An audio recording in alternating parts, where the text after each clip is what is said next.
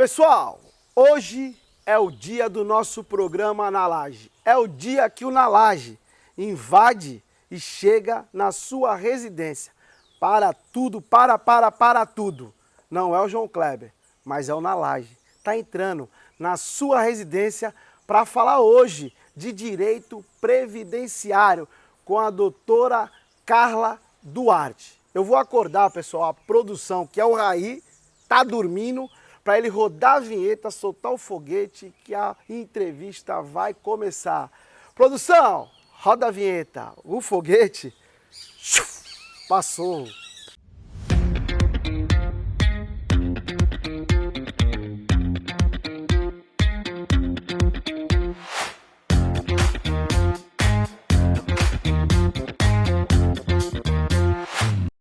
Doutora, obrigado por aceitar o nosso convite, está aqui participando do nosso programa Na Laje. Eu é que agradeço. Esse tema é muito importante porque mesmo para aqueles que já estão aposentados, em algum momento da vida, ou seus familiares, ou alguém próximo, vai acabar precisando desse tipo de informação. Doutora, quais as regras atuais para quem vai se aposentar? Vamos lá. Uma coisa que é muito importante a gente saber é que em 2019 as regras para aposentadoria tiveram mudanças muito significativas. Se antes de 2019 você tinha aposentadoria por idade para homem, que podia se aposentar aos 65 anos de idade, e a mulher aos 60, com 15 anos de contribuição, ou por tempo de contribuição independente da idade, bastando ter 35 anos de contribuição homem e 30 mulher, hoje isso mudou. Então, a partir de 2019, quem não tinha as regras até 2019, quem não cumpria esses requisitos até 2019, mudou. Hoje, para se aposentar, necessariamente você tem o requisito da idade mínima. Quem começou a contribuir depois de novembro de 2019, que foi a data da reforma, que foi o mês da reforma, vai precisar obrigatoriamente ter 65 anos homem e 62 anos mulher. Tempo de contribuição, 20 anos de contribuição homem, 15 anos mulher. Agora, para quem já vinha contribuindo antes de 2019, claro que foram criadas regras de transição, porque seria injusto aquele trabalhador que já estava em vias de se aposentar, chegar em 2019 faltando 2, 3 anos, ele ter que cumprir essa idade mínima. Então foram criadas algumas regras de transição. Que regras de transição são essas? A primeira delas, quem tiver hoje, atualmente, 63 anos homem, 58 mulher e tiver os 30 de contribuição mulher e 35 homem, consegue se aposentar. Quem estava há 2 anos de cumprir o tempo, então o homem que em 2019 tinha 33 anos, né? Estava há 2 anos de cumprir os 35, e a mulher tinha 28, estava há 2 anos de cumprir os 30, independente da idade, consegue se aposentar. Então, assim, o que aconteceu? Depois de 2019, aqueles que já vinham contribuindo conseguem se aposentar com uma idade menor, mas, volto a dizer, isso é muito importante, a principal mudança da reforma foi essa. Hoje, todo mundo tem idade mínima para se aposentar. Essa foi a principal mudança. Sim. Eu diria que essa foi a principal mudança, mas não foi, na minha opinião, a pior. Por quê? Se antes para se aposentar eu pegava lá desde 94, de julho de 94 até o momento em que eu peço aposentadoria, eu pegava essa média, 80% maiores salários dessa média e me aposentava com essa média, hoje essa regra mudou. E aí sim mudou para pior. Por quê? Vamos voltar ao exemplo dessa pessoa, desse homem que tem os 20 anos de contribuição. Completou os 65 depois da reforma, tá? Completou os 65 e tem os 20 de contribuição. Olha como é que vai ser feito o cálculo dele. 60% da média mais 2% por ano que ele ultrapassar esses 20, porque os 20 é o limite, é o que ele tem. Isso quer dizer o quê? Que um homem hoje com 65 e 20 de contribuição se aposenta com 60% da média. Então, essa forma de cálculo faz com que o homem hoje para conseguir se aposentar com 100%, o cálculo é 60% mais 2% que ultrapassar esses 20%.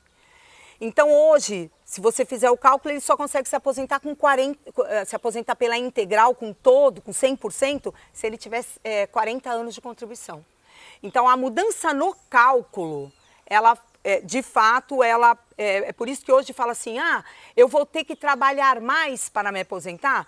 Não necessariamente. Agora, eu vou ter que trabalhar mais se eu quiser ter um salário maior? Isso com certeza absoluta. Isso vai precisar de fato, né? Vai precisar de fato. Sim. E doutora, quais os cuidados que os trabalhadores precisam ter na hora de solicitar a sua aposentadoria? Isso é muito importante. Isso é muito importante por quê? Porque muitas vezes aquele trabalhador deixa para ver isso no momento em que vai pedir aposentadoria. E aí pode ter ali um vínculo que esteja na carteira, mas por algum motivo o empregador deixou de recolher. Pode ter algum período que ele trabalhou, mas deixou de recolher ali o contribuinte individual. Enfim, é muito importante. Hoje em dia, o INSS disponibilizou o aplicativo meuinss.gov.br. Com esse aplicativo, o trabalhador vai lá, faz o seu cadastro, cadastra a sua senha. Ele tem acesso a todas as suas informações de todo o seu período laborativo. Então, o que é o mais importante? Além de ter sempre guardadinho ali carteiras de trabalho, os carnês, se for o caso de um contribuinte individual, é importante a conferência do que a gente chama de CNIS. CNIS é o Cadastro Nacional de Informações Sociais. Está lá disponibilizado no meuinss.gov. Ele consegue conferir ali todos os vínculos e todos os salários de contribuição. Não vai ter surpresa. Na hora de pedir aposentadoria, se tiver alguma coisa errada ali no site do INSS, ele consegue provar para o INSS que trabalhou mais tempo, que aqueles salários estão errados. Então, é sempre muito importante guardar todos os seus documentos pessoais e fazer uma conferência no site meuinss.gov.br, no CNIS, se todas as informações estão ali. Doutora Carla, antigamente existia aqueles gatos, né, que fazia a contratação do trabalhador e não fazia aquela burocracia, né, que é os pagamentos dos impostos, né, o repasse para a Previdência, né? E como é que funciona nos dias de hoje?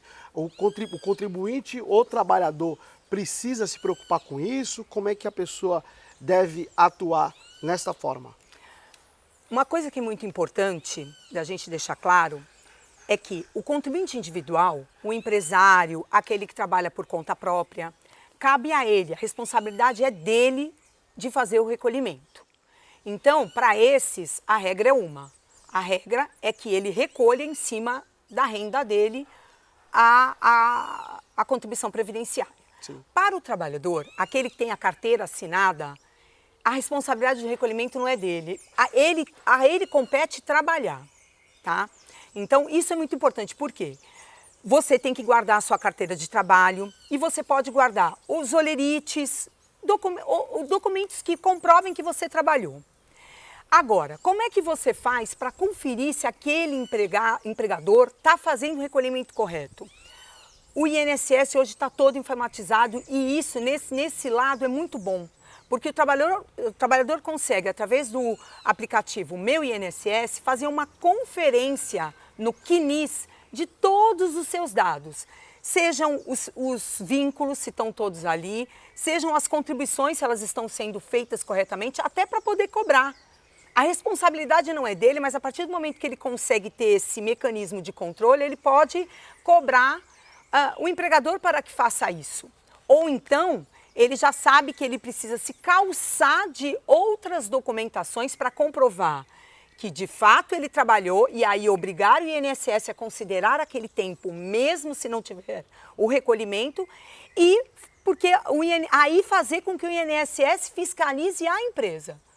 Entendeu? Entendi. Então, o site Meu INSS disponibiliza o CNIS para isso, para que você possa conferir se todas as suas informações laborativas estão corretas. Doutora, já abriu até um leque aqui quando fala de previdência social, né? A gente acaba que tentando, né, entender, né? Como é que funciona isso? E tem uns espertinhos, né? Eu falo os espertinhos que são aquelas empresas que chamam o funcionário para ser o sócio, né? Aquele sócio de 5%, né? Que aí o recolhimento diminui para a empresa e acaba que indo para o Porabole, né? É verdade. Porabole. Mas o Porabole, o dono, a empresa que ele, ficticiamente, ele é o dono também, né? 5%, que aí praticamente a pessoa que é o dono poxa, eu vou colocar ele como meu sócio, 5%, eu não vou fazer o recolhimento dos 5 mil reais que eu pago para ele, ou 10 mil, Sim. ou 15 mil, então eu vou pôr ele no Porabole. Precisa ou não precisa ter o recolhimento? Precisa. Precisa ter isso que você falou, Prolabore, e precisa haver o recolhimento. Não basta eu ir ao INSS, por exemplo, com o contrato social mostrando, ó, eu trabalhei, ó, eu era sócio. Não, você precisa ter recebido o Prolabore e ter o recolhimento das contribuições. Ter o repasse. Exatamente. E dá para achar isso tudo lá no meuinss.gov.br, no CNIS, Cadastro Nacional de Informações Sociais. Tá tudo muito explicadinho ali no aplicativo do Meu INSS. É só ir lá, baixar, colocar o CPF. Cadastrar uma senha, tá tudo ali. Tá tudo ali, pessoal, simples. Então, hoje em dia não tem como você tomar chapéu. Não tem como você tomar chapéu. Tem a doutora que pode dar uma explanação bem maior, né, sobre a Previdência Social, mas também você pode, como contribuinte, como trabalhador, você pode acessar as informações de se estão repassando ou se não estão repassando.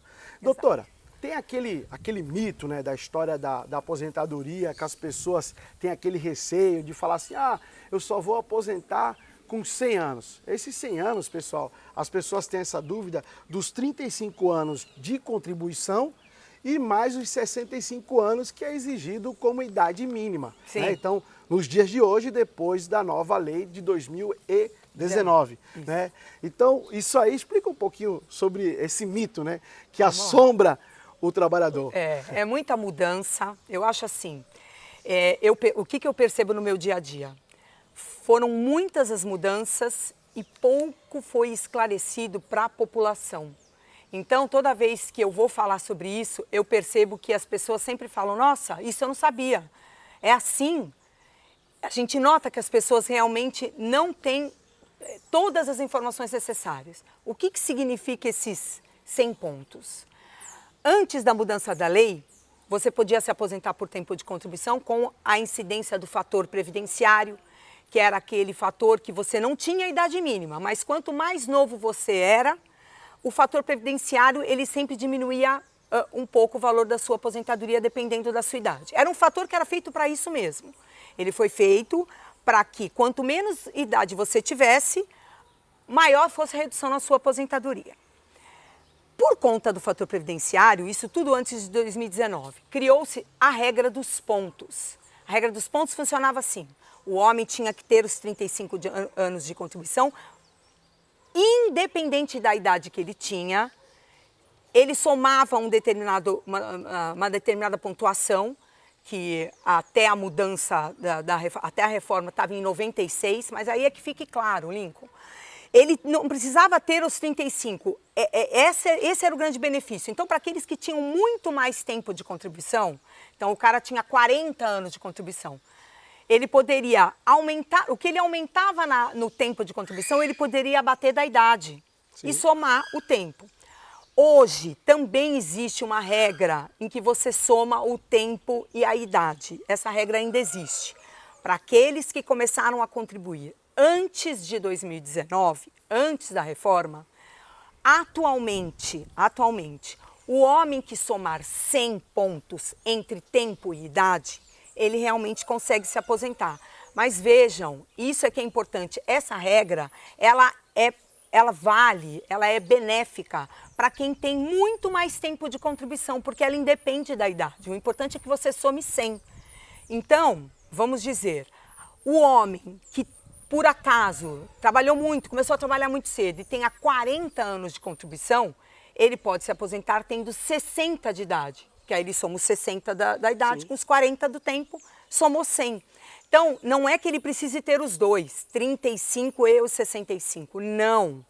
O importante é que ele tenha os 35 ou mais e que a soma dos dois dê 100. Para quem essa regra ela é muito benéfica?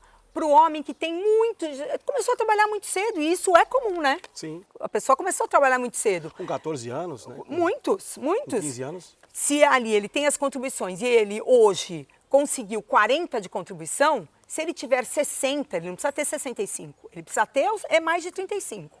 Então, se ele tiver 40 mais os 60 de idade, ele já somou 100. Então, é para esses que essa regra, ela vale muito a pena para quem começou a trabalhar muito cedo. Então, essas regras são 100 pontos, né? Então, tirar da cabeça do trabalhador sobre 100 anos de idade. Não, são 100 pontos. Por exemplo, se você tem 40 anos de contribuição e 60 de...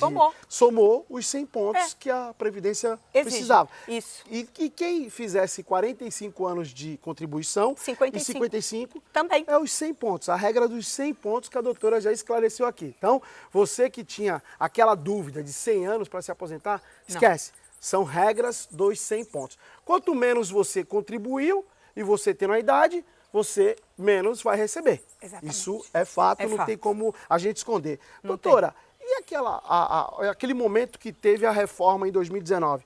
Essa reforma que tivemos prejudicou os pensionistas?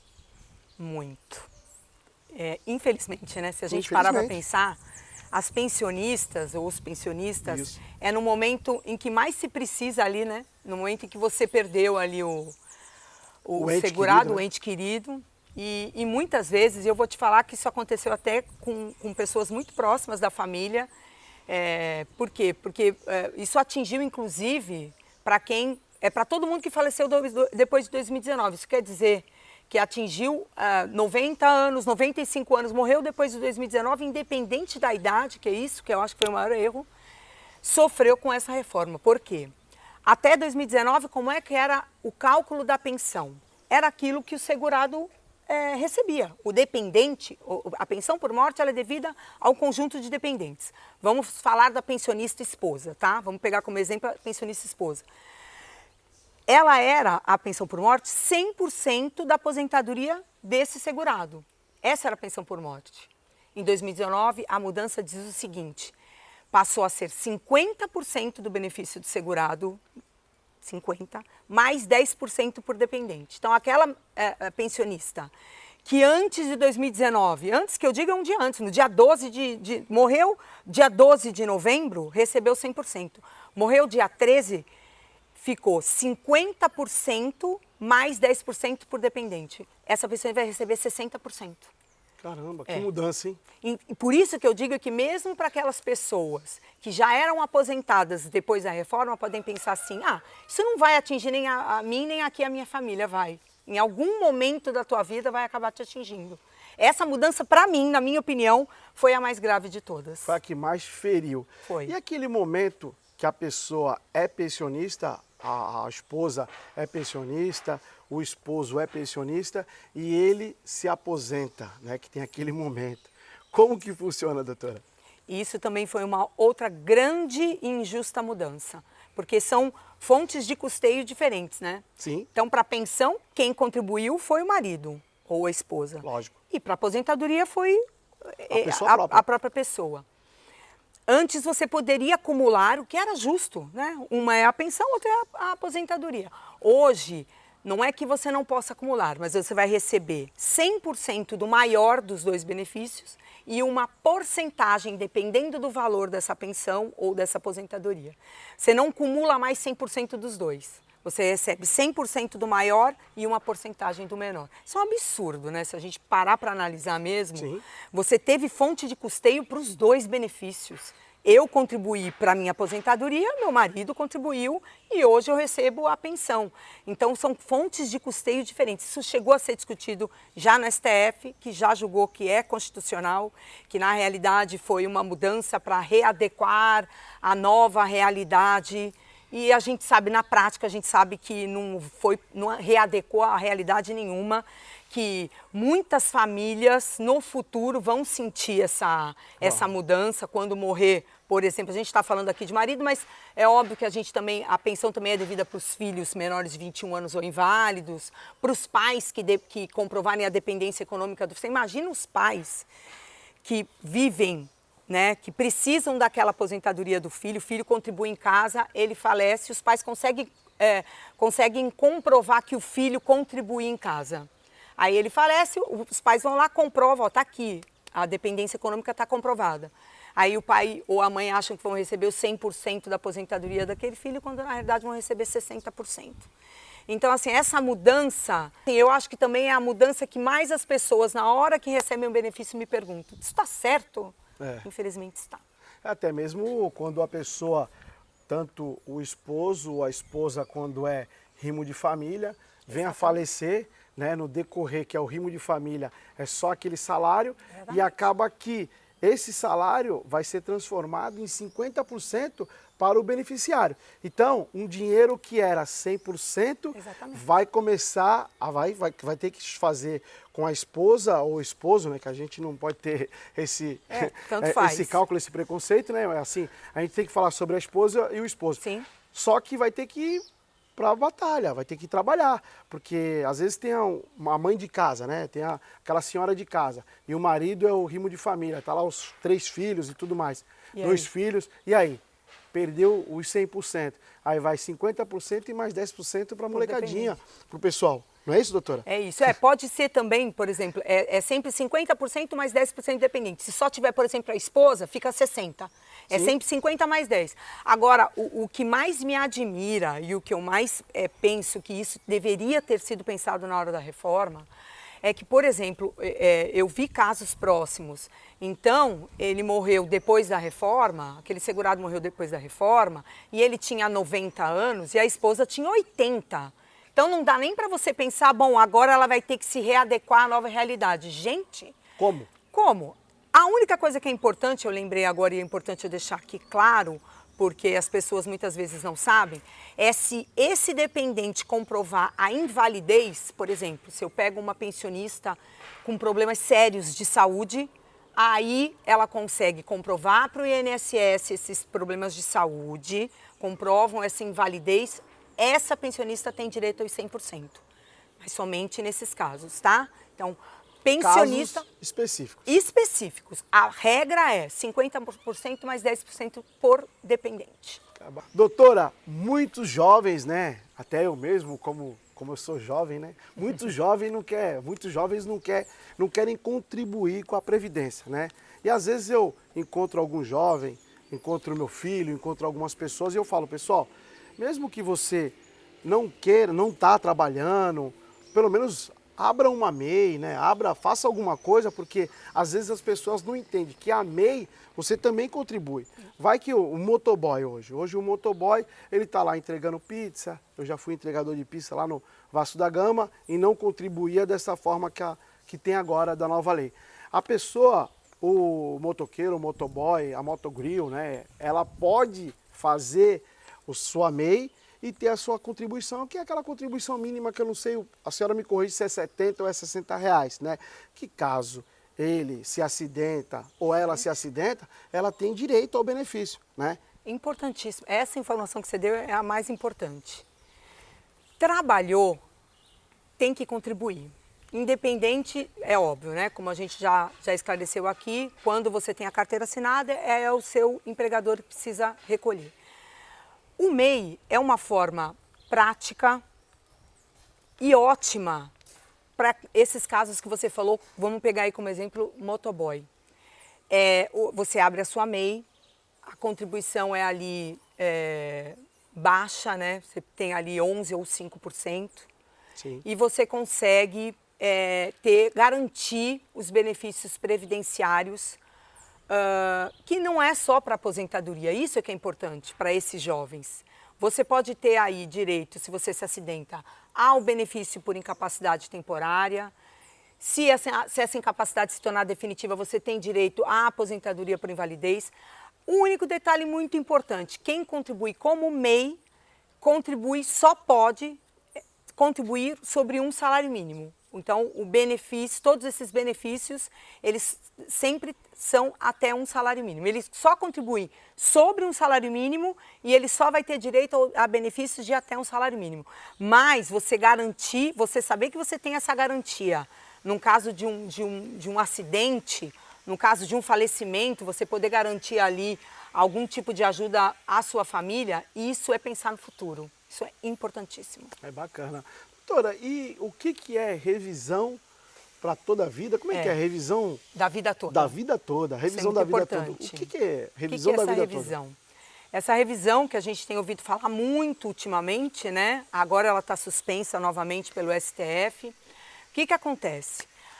O que a gente tinha de regra até 99? Como é que era feito esse cálculo? Não sei se você se recorda. Eram só pelos 36 últimos salários. Antes de 99, a regra você pegava só os 36 últimos salários para fazer o cálculo da tua aposentadoria. Em 99 isso mudou. Em 99, a lei passou a dizer, vai ser sobre todo o período contributivo. Todo período que você contribuiu vai entrar no cálculo. Só que, justamente, para não prejudicar todo mundo, para quem para quem lá atrás contribuía com pouco, porque eram só as 36 últimas que contavam, criou-se uma regra de transição. Então, para quem tinham contribuições menores antes dessas últimas 36, criou-se uma regra de transição, que passou a dizer assim, vamos considerar os salários só de julho de 94 para frente para o cálculo. O que o INSS fez para quem se aposentou depois de 99, depois da mudança da lei? Aplicou essa regra de transição que só considerava de 94 para frente para todo mundo, sem verificar aquelas pessoas para quem os salários anteriores a 94 beneficiaria o benefício, né? Beneficiaria a aposentadoria. Então, o INSS, quando tem uma regra de transição, ele precisa ver qual é a mais benéfica. O que é mais benéfico para esse trabalhador? Que eu pegue só de julho de 94 para frente ou que eu pegue as anteriores de 94 também? Não. Ele foi lá e aplicou a regra de transição para todo mundo. O Supremo já julgou que, de fato, é constitucional a revisão da vida toda e que devem ser considerados para o cálculo da aposentadoria para quem se aposentou depois de 99, que fique claro, é constitucional que se peguem todos os salários de contribuição, inclusive para quem tinha contribuições maiores antes de julho de 94. Essa revisão, isso é importante dizer, ela é benéfica para quem tinha salários de contribuições maiores antes de julho de 94.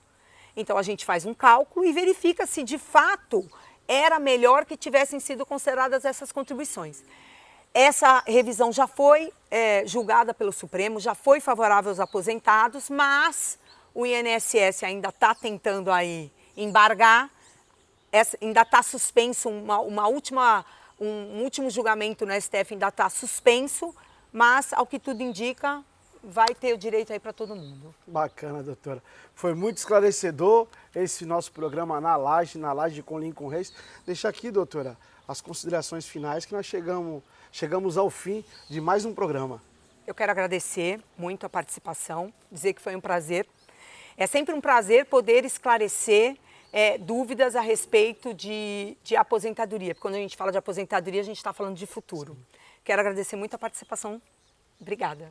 Eu que agradeço, doutora. Olha, se a gente fosse falar de tudo sobre a nossa Previdência, acho que teria que ter uns 10 programas, mas aqui ela fez resumido para falar um pouquinho sobre as pessoas que estão desejando se aposentar, os pensionistas. Foi muito bacana, doutora. Mais uma vez, obrigado. Esse foi mais um Na Laje com Lincoln Reis. Antes de terminar, deixar aqui um abraço para o Giba, deixar um abraço para o Santiago, para o Luquinhas, para a Conceição lá da Vila Progresso e para a Dona Noélia lá da padaria Ponto Chique. Esse foi mais um Na Laje com Lincoln Reis. Até a próxima.